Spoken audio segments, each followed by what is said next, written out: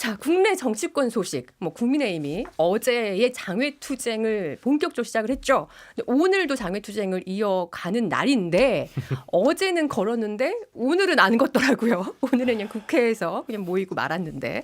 근데 어제 저희가 이걸 다루긴 다뤘습니다. 그러면서 이 국회에서 출정식에서 장동혁 대표가 한 말 이런 분석하고 했었는데요. 어제 재밌는 촌극이 벌어졌습니다. 집회 신고조차 하지 않은 국민의힘의 어떤 이런 실무적인 실수도 촌극이지만 그러다 보니 마침 어제 집회 신고를 했던 윤어게인 세력이 국민의힘 의원들과 같이 걸으면서 마치 윤어게인 집회에 국민의힘 당대표 지도부와 의원들이 함께하는 모습이 연출됐단 말이에요. 한번 보고 가시죠.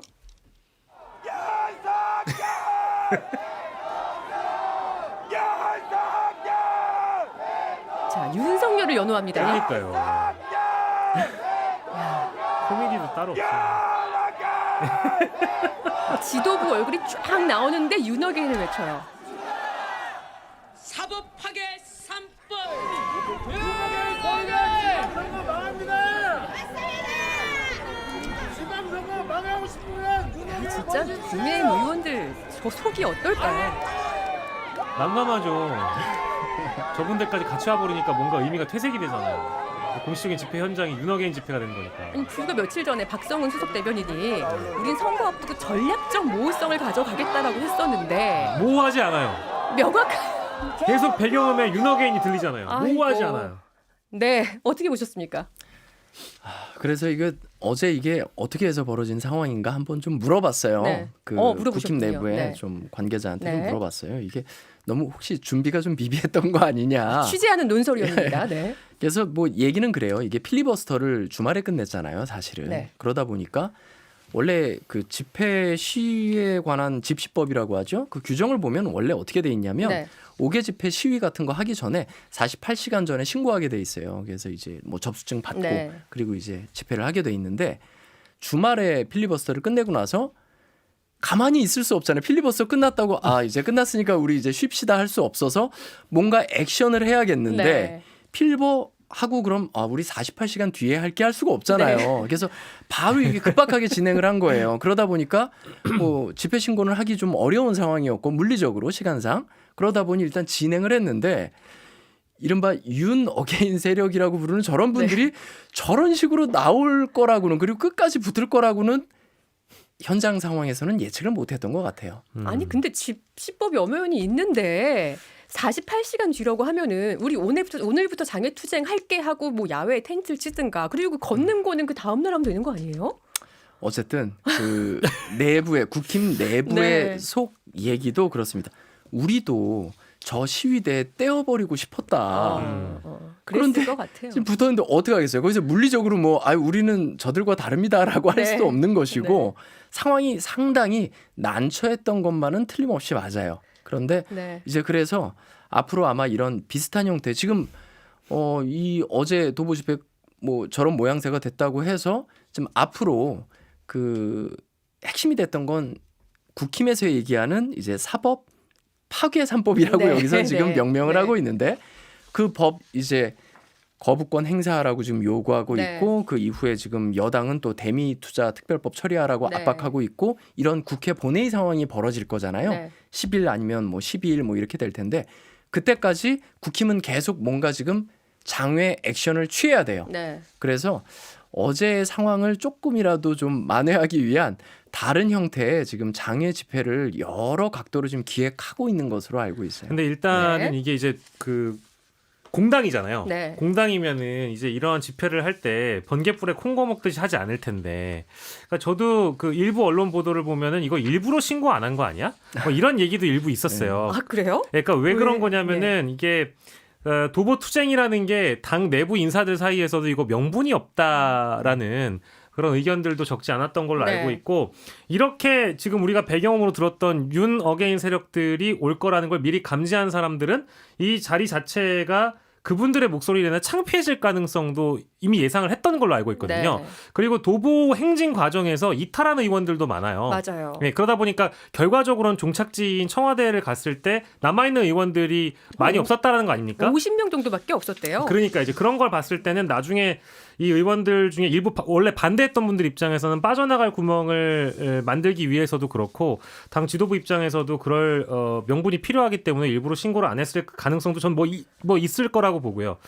하는 것마다 코미디인 것 같아요. 네. 여기 지금 이분들이 다 집회하고 나갔을 때 결국 어제 압수수색을 당했다는 거 아닙니까? 네.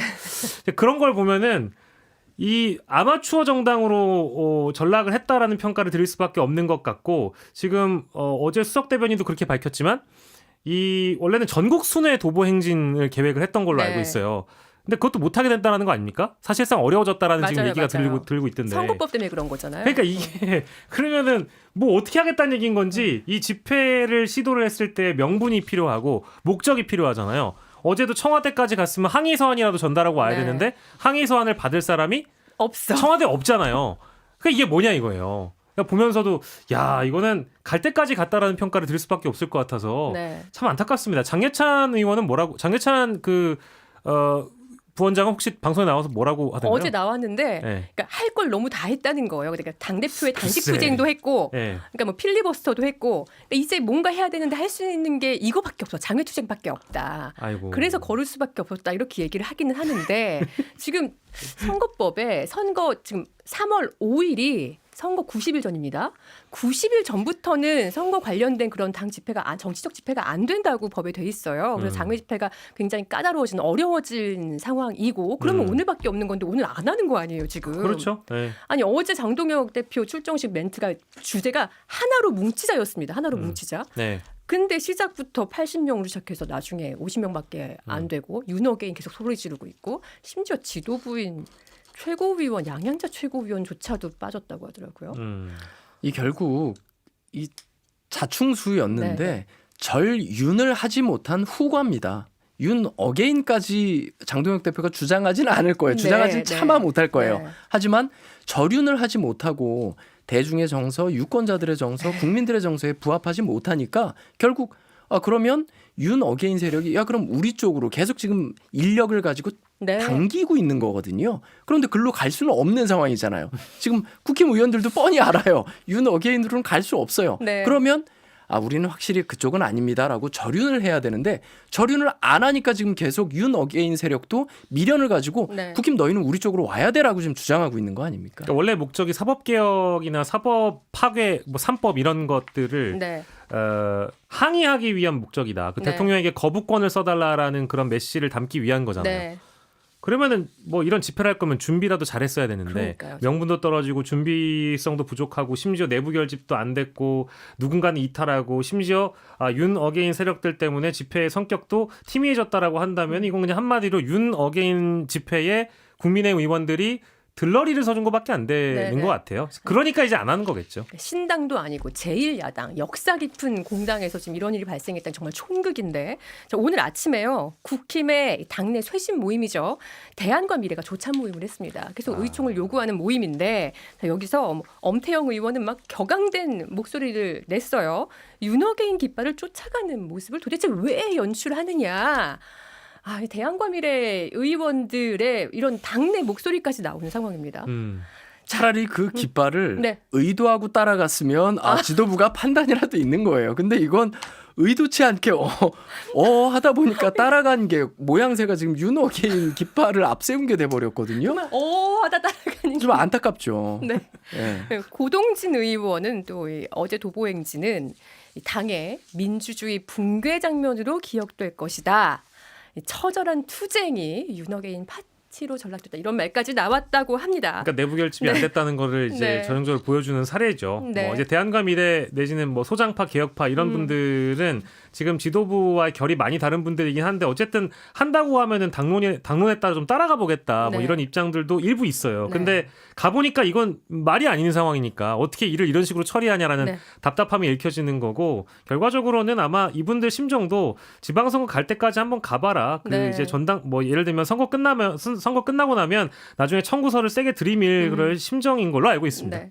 오늘 또 좀 굉장히 인상 깊은 여론조사 결과가 하나 또 나왔습니다. 이거 보셨나요? 네, 네, 네. 그 서울에서 네. 강남 3구는 국민의힘의 그냥 안방이다 이런 말이 나올 정도 초롱성이라고 불리우는데 이 강남 3구에서조차 국민의힘 지지율이 낮게 나오는 그런 여론조사가 있었어요. 소개 좀 해주시죠. 네, 강남 윤 어게인 버리면 지방선거를 망한다라는 주장이 우리가 좀 앞서서 본 거잖아요. 네. 근데 보면 강남, 서초, 송파, 강동 권역에서 민주당과 국민의힘의 지지도 조사가 나왔는데 네. 서울 전체에서 일단 더불어민주당을 지지한다는 응답이 52.3%고요. 네. 이거는 절반 넘었네. 국민의힘을 지지한다는 답이 28.7%고 네. 서울을 총 4개 권역으로 나눴습니다. 강동, 네. 강남, 서초, 송파인데 민주당을 지지한다는 응답은 50.5%였는데 국민의힘을 지지한다는 대답은 29.9%로 서울 평균과 크게 다르지 않다고 했고요. 강남 4구에서 네, 근데 이 조사는 조원 CNI가 스트레이트 뉴스 의뢰로 지난 28일부터 이달 1일 서울 시민 804명을 조사한 건데 네.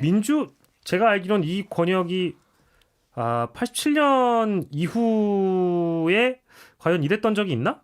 이런 생각이 좀 드네요. 야당이 한 번도 앞섰던 적이 없었던 것 같은데 아닌가? 민주당 쪽에서 앞섰던 적이 없었던 것 같은데. 물론 가끔 민주당 가끔 의원이 당선된 적은 있죠. 뭐 전현희 그렇죠. 의원이 의원의 경우에 그렇죠. 강남에서 네네네. 강남병이었죠. 당선된 네. 적은 있었으나 네. 그리고 송파나 강동에서도 민주당 의원이 나오고 남인순 의원도 있었는데 야, 강남 4구에서 민주당 지지가 50.5%라고요? 이런 숫자는 처음 본 것 같아요. 정말 처음 봤어요. 야, 근데 이게 이제 우리가 흔히 최근에 우리가 봤던 여론조사 중에 보면 대통령의 지지도가 대구 경북 지역에서도 과반을 넘는 조사들이 몇몇 개씩 네. 튀어나오잖아요. 네, 네. 그런 거에 대한 영향도 우리가 감안해서 보면 사실 뭐 서울 수도권 지역에서 강남이라고 해서 민주당의 지지도, 대통령의 지지도는 앞서갈 수 있겠지만 민주당의 지지도가 이렇게 앞섰던 적이 많이 없는데 네. 이건 좀 충격적으로 아마 국민의힘에서 바라봐야 되겠죠. 그러니까요. 지난주 아. 목요일에 그 대구에서 민주당 지지율과 국민의힘 지지율이 28% 동률 나왔던 것도 국민의힘 굉장히 충격으로 받아들였을 텐데 네. 이 여론조사 결과도 물론 폄하할 수 있죠. 폄하할 수도 있지만 804명을 어떻게 믿을 수 있냐 이럴 수 있지만 충격적인 여론조사 결과일 것 같긴 합니다. 그러니까 이거는 이제 윤석열 탄핵 이후에 지지층의 비중이 점점 빠지고 있다고 봐야 될 것 같고 네. 거기에 플러스 알파로는 이제 대통령의 중도실형 확장 노선이라든지 경제 외교에 대한 평가가 이제 이런 그 강남 지역구라든지 서울 지역에서 나름 이제 부유층으로 통하는 지역구에서 상당히 많은 영향을 끼쳤다라고 네. 볼 수밖에 없을 것 같아요. 네, 사실 시청 요원분들 너무 잘 아시겠지만 이 여론조사라는 게 절대적인 수치가 절대 아닙니다. 절대적인 수치를 보면 안 되는 거고요. 근데 이 추세를 보는 자료로 쓰는 건데 추세가 확실히 달라지긴 한 것 같아요. 그럼 정말 이번에 강남이 정말로 다른 결과를 낼까요? 원인을 따져보면 네. 물론 지금 이재명 정부 들어선 이후에 지금 얘기하셨지만 이재명 정부가 실용주의 노선으로 나섰고 네. 이런 점에서 뭐 정부 정책에 대한 지지도 작용을 할 수 있겠습니다. 네. 그런데 그렇게 따지면 반대로 이제 부동산 정책이나 이런 건 전통적으로 강남권에서 그다지 좋아할 만한 또 그렇죠. 이슈는 아니죠. 복잡해요. 네. 정책이 지지율로 이어지는 과정은 좀 복잡 미묘하다고 볼 수 있습니다. 그렇게 본다면 가장 분명하게 보여줄 수 있는 특징은 반대급부라고 봐요. 네, 네, 국힘에 대한 실망감 네. 그리고 국힘에 대한 약간 도저히 받아들일 수 네. 없다라는 거부감이 이런 식으로 표출되는 게 아닌가라는 생각이 들어요. 예를 들어 TK도 마찬가지입니다만 내가 정말 지지하는 당이 뭔가 믿음이 안 가고 네. 이길 수 있다. 선거에서 이길 수 있다라는 자신감이 들지 않으면 지지를 철회하는 방식이 투표장에 안 나가거든요. 네, 네, 네. 마찬가지로 여론조사에 별로 답하고 싶지 않아요. 응하지 않아요.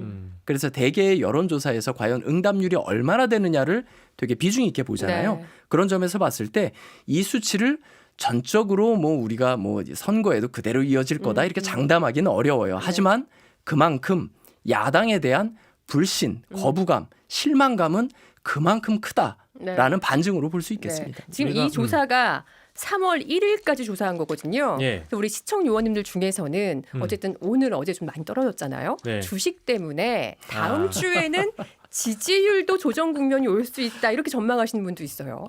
아니 근데 그 의견에 저도 뭐 일부 동의는 합니다. 네. 왜냐하면 이제 그 뭐 이익 투표라는 거는 또 이익 지지라는 측면은 분명히 우리가 욕망 있는 인간으로서는 어쩔 수 없는 측면이 네. 분명히 있죠. 그래서 해당 지역, 특히 강남, 서초, 송파, 강동뿐만 아니라 네. 내가 이재명 대통령이나 민주당을 지지하는 분들 중에 뭐 부동산 집값, 부동산에 대한 안정화 의지 그리고 이 자본시장 선진화에 대한 정책을 지지했던 분들 입장에서는 아니 숫자가 지금 빠져나가는데 내가 지금 지지를 유지해야 되는 것이냐라는 생각을 하시는 분들도 뭐 그 네. 자유이기 때문에 네. 아마 여론조사를 해보면 소폭 빠질 수는 있지만 그 믿음 자체가 흔들릴 가능성은 없을 것 같습니다. 왜냐하면 지금 우리가 앞서 다뤘던 이 전쟁에 대한 이야기는 외부 변수이기 때문에 네. 우리 주식시장이 뭐 크게 뭔가 잘못되거나 내부에서 어떤 변화가 있어가지고 이 수치가 빠지는 게 아니기 때문에 네. 전쟁이라는 위협적인 요소가 빠지게 되면 다시 오를 거라는 기대감도 또한 있을 수 있어서 기업의 문제가 아니니까. 그렇죠. 거버넌스의 문제가 아니기 때문에 그렇게 본다면 이 투표와 경제 정책 사이에서의 상관관계를 좀 생각해 볼 수 있겠는데 네.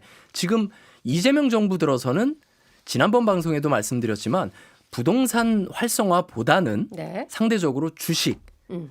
증시 네. 이쪽을 지금 중점을 두고 있단 말이에요. 그런데 과거 지금의 야당이 투표 당시에 선거 국면에 임했던 정책을 보세요. 대부분 보면 저들이 정권을 잡으면 집값이 오를 것 같아. 그리고 옛날에 뉴타운 한창 막 네. 활성화될 때 뉴타운으로 내 집값이 오를 것 같아. 그 기대감으로 투표를 한 층이 상당히 많았거든요. 네. 특히 서울 주민들 같은 네, 경우요. 네. 그때는 지금의 국민의힘 그 전신인 그 당시의 당들이 상당히 지지를 얻었어요. 그런데 지금 이재명 정부는 다른 방향으로 가고 있거든요. 지금 말씀하신 대로 주가에 영향 받겠죠. 당연히 배부르면 네. 수익이 나면 마음이 좀 편해지는 게 네, 사실이잖아요. 네. 그렇게 본다면 양쪽이 경제 정책으로 취하고자 하는 방향성은 분명히 다르다. 네. 이 점은 저희가 확인해 볼 수 있을 것 같아요.